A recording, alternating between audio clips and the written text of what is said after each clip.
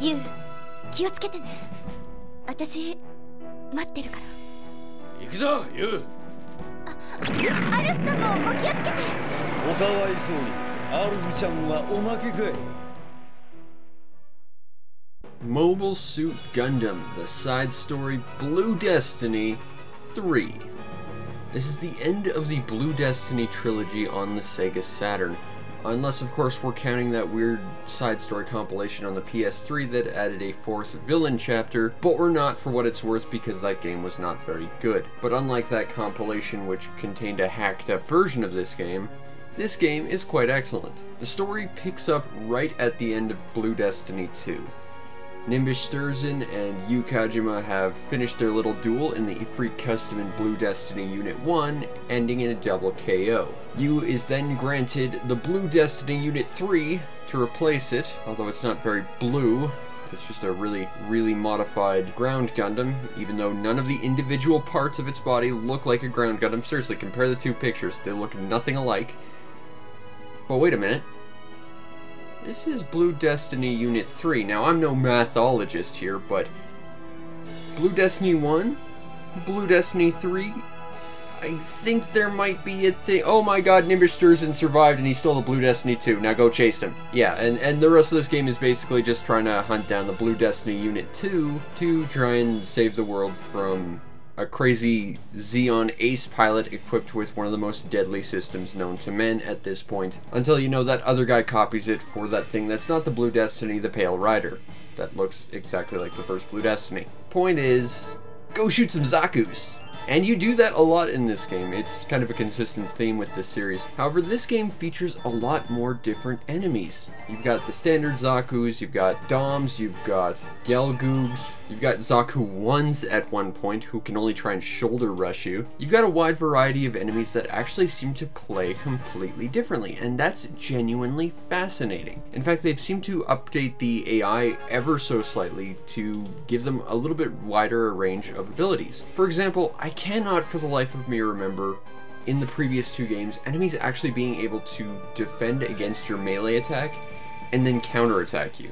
But they do it in this game, and that's actually genuinely interesting. All the individual characters might not seem all that intelligent, but they definitely seem a lot smarter than the previous entries, and the way they fight you is a little bit different. Not by much, mind you. That said, one of the big things about these enemies, and kind of the story in general that I think is something of a letdown compared to the second Blue Destiny game, is the final boss. Because the final boss in that game was the Ifrit Custom, a machine that, when you first fought it, was the most big and intimidating thing ever, and you lose.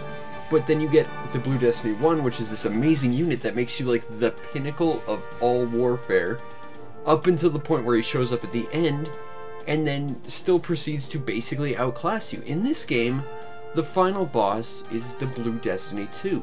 At best, it's as good as you, which means you never really feel the height of combat where you're fighting very much in a situation that is completely against you. It feels like you are, up until the end of the game, indeed the best thing out there. And it doesn't help when the final boss has this really bizarre AI quirk. I think this game expects you to take advantage of your super system exam, which makes you fly a lot faster and do a lot more damage by, you know, flying all over the place and fighting really high speeds in the final boss fight. Well, in this game, the AI for the final boss doesn't really seem to understand the concept of just slowly meandering around, so if you do that, he'll just instantly try and go up for a melee attack where you can just shoot him in his face.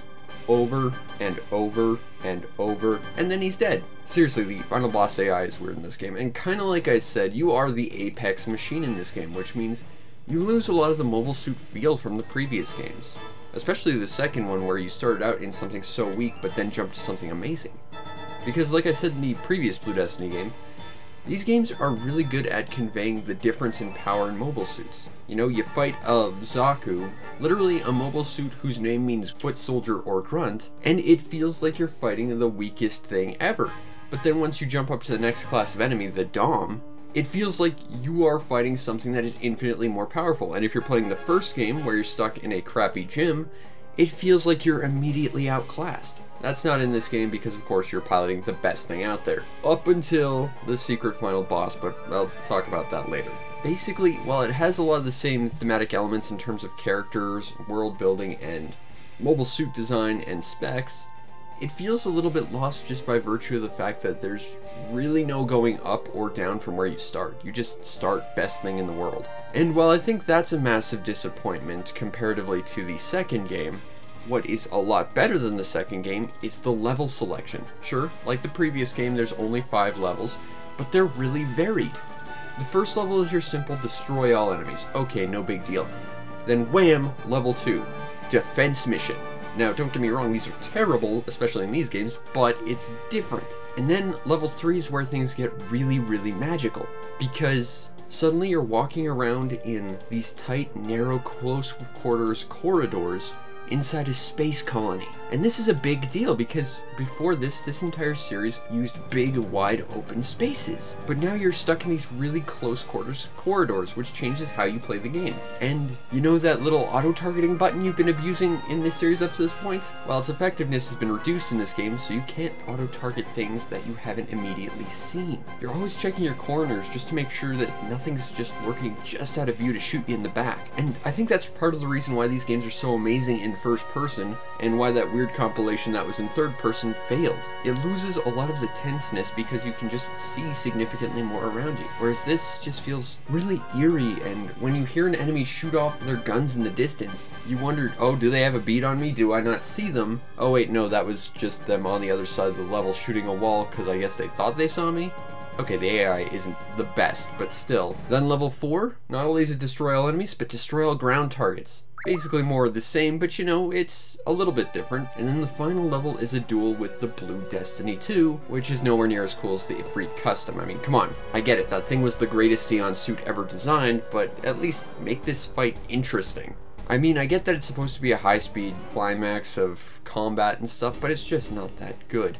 But, fortunately, if you played the previous games, and you got the max rank in every single level up until the end of the third game, you unlock a secret final level, a duel with the RX-782, the Gundam, piloted by Amuro Ray, who has for some reason got a full auto beam rifle that can take you out in 2 shots. And he is like the most powerful enemy in the entire series. He's got like 3 times more health than anything else. It is ridiculous. But that's the thing, there's, first of all, 6 levels if you've completed everything up to this point, and you've got a wide variety of missions even though there's only 5. That's amazing to me. Unlike the first game, which was destroy all the enemies in every single level. Oh wait, oh god, it's a defense mission. This game just feels a lot more varied, and that's actually why I like this game so much. Even though it does feel inferior to the second game just by virtue of having a significantly less ominous villain, even though it is the same villain, and it has a less ominous final boss in the Ifrit, and it wasn't ever present where that thing showed up in every level to kind of just, you know, make sure you knew it was still in the story and that you have to keep you on your toes, whereas the villain is completely not present throughout the entire story, which sucks. That said, the mechanics are basically identical. You've got a button that swaps your viewpoints from down, mid-level, and up, and you'll never use it because you've got an auto-targeting button. You can jump, which in the final level allows you to change the height of where you are in space. You can dash around, you can beam saber if you dash into people. You've got a Vulcan, which is about as useless as anything else, and the AI seems to know this. When you use your Vulcan, things like to try and chase you down, so it's great for trap making. You've got your weird heavy rifle that, weirdly enough, gets completely replaced in the final level with a beam rifle, and that beam rifle behaves completely differently. It's got like this sort of weird half-functional homing shot that really makes fighting anything really, really difficult, especially with the extreme delay it has compared to your other rifle. Really weird change. As well as missiles, which are not the most damaging thing ever, but they do some damage for an area. So be careful on defense missions when using them. But that said, you've got a wide variety of enemies, you've got a wide variety of missions, you've got solid mechanics that you've probably gotten used to up to this point if you played the previous iteration. Basically, this is the pinnacle of Blue Destiny gameplay. It is fantastic in a series of consistently fantastic games. Now, the presentation to Mobile Suit Gundam Blue Destiny 3 is basically the same as the rest. It's very, very nice looking for the time. The models certainly do look dated, but for the Saturn it does look rather nice, and all of the different mobile suits look visually very different. And like I said, there seems to be more animation that actually works in a functional way, such as blocking your melee attack. It just works. The only things I don't really like about it are, once again, the absence of a villain that's actually ominous looking, but also the fact that there are some weird equipment quirks. For example, you see the Blue Destiny Unit 2 seems to be equipped with a differently painted gym shield. Well, in all the art and stuff, he's supposed to be equipped with a Gym Command Space type shield, which is rounder, more edgy looking. Not in here, but that's certainly not the first time this series has been inaccurate with equipment. Mr. Gym Command Ground type using the Gym Command Space type paint job with ground Gundam equipment. Yeah, this series is a little weird when it comes to equipment. And audio-wise, it uses the exact same soundtrack as the rest of the games. However, it also has the same quirk about the rest of the games, which is the music usually doesn't actually play in combat. In fact, it usually only plays in between levels, which means it's not going to be all that audible, even though the soundtrack itself is pretty good. That said, I think I understand why this is the case. Having played the special secret level, which actually does have music in the background, whenever you fire off a weapon, the sound effects actually interrupt the music. So I think if they were to actually put the music in along with combat sound effects, it would just sound really, really bad. So they just sort of made a command decision, okay, we can have sound or we can have sound effects. They went with sound effects. I think that's probably not the right choice to have made in that situation, but it seems like a technical limitation on their part. Now, if you want to get a copy of Mobile Suit Gundam, Side Story, The Blue Destiny, Volume 3, well, I'm not actually seeing any on eBay right now. I bought my copy as part of a compilation of all 3 games plus a secret bonus disc for a grand total of $15, and I see that compilation right now for about $70, so it's gone up in price a fair bit. However, you still seem to be able to buy the individual games for about $10 to $15 if you can find them. And at that price, it's really, really good. In fact, you can sometimes find the compilation for about that price as well. So I would suggest looking for it, because if you're a Gundam or Sega Saturn fan, it's a tremendous game that is, I think, a must-have for any collection of Saturn imports. Now, is this the best Blue Destiny game? It's a little bit hard to tell. I think functionally it's the most advanced in terms of AI. They really didn't get better by leaps and bounds, but it's the small things. However, I think by simply variance of levels, it is probably the most functionally interesting to play.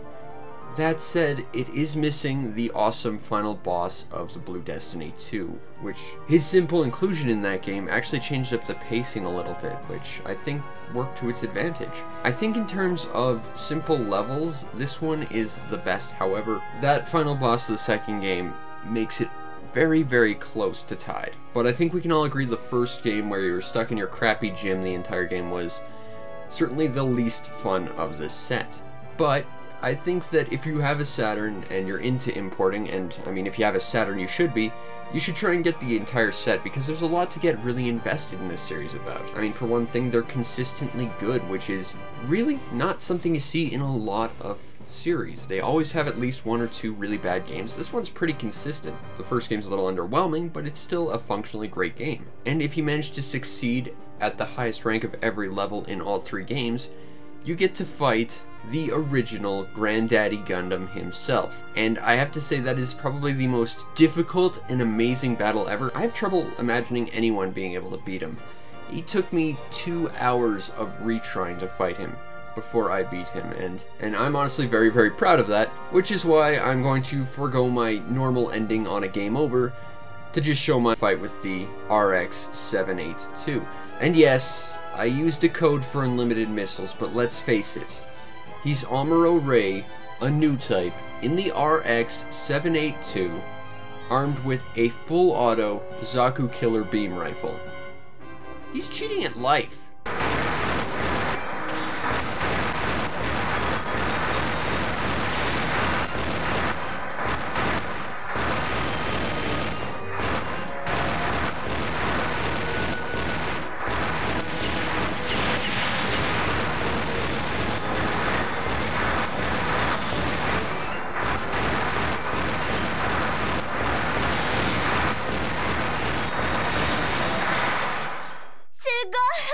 さすがですね。